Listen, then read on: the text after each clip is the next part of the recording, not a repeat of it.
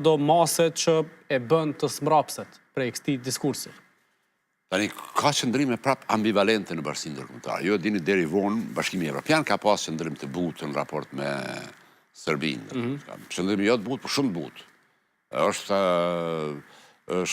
dhënë avantazh në shumë rrafshe, ndërkaq tani, ta zëm sot ishte një lajm që më brengosi shumë, që me tha ministri Gjurić, ministri jashtëm i qeverisë serbe Gjurić, që të premten fillon dialogu për partneritet strategjik me Shtetet e Bashkuara të Amerikës. Diçka që është suspenduar, është stopuar në Kosovën, shtator vitit kaluar.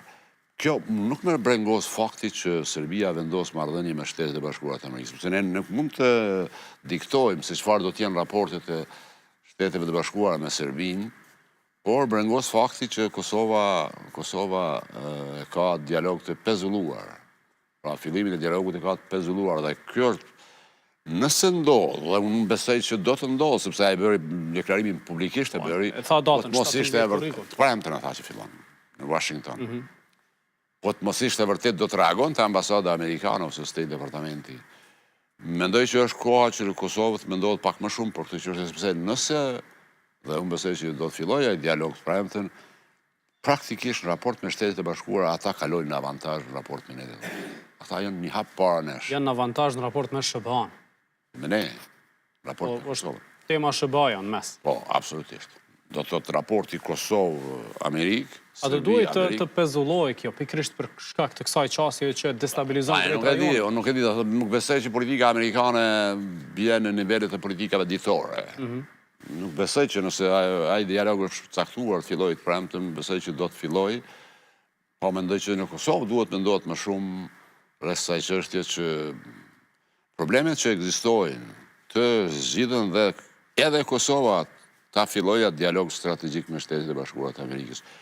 Përndryshe, pa raport normal me Shtetet e Bashkuara të Amerikës, pa fillim të atij dialogu, Kosova nuk mund të bëjë 1 centimetër sa i përket antarësimit në Kombet e Bashkuara, NATO, organizatat tjera ndërkombëtare. Një lajm tjetër i ditëve të fundit është që edhe Bashkimi Evropian e ka kurrëzuar Serbinë që në rrugën drejt BE-s të ketë edhe kushte sa i përket normalizimit raporteve me Kosovën.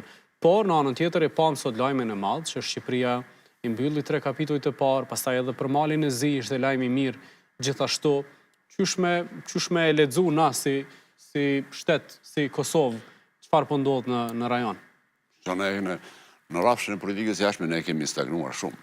Do thotë nuk pezullohet fillimi i dialogut strategjik për partneritet strategjik me Shtetet e Bashkuara të Amerikës, ndërsa sa i përket raportit në Bashkimin Evropian, ne nuk kemi as statusin e vendit kandidat. Tani, unë nuk them që faji është në rastin e marrjes së statusit të vendit kandidat i joni. Mendoj që këtu Bashkimi Evropian ka qaluar, sepse thjesht nuk është në dorën e Kosovës, është vu sikush dialogu. Por, ai dialog, nëse Serbia nuk ka vullnet për çurje të dialogut përpara dhe nxjerr e minon atë dialog, Kosova mbetet e pafuqishme. Nëse eventualisht Bashkimi Evropian e pranon një politikë tillë, pra, sepse është evidente që Beogradi synon Kosovën ta mbajë bllokuar përmes bllokimit të dialogut, është shantazh, do të thotë, e mon peng. Por unë mendoj që nga Kosova do duhet shkonte do të hartojë një platformë re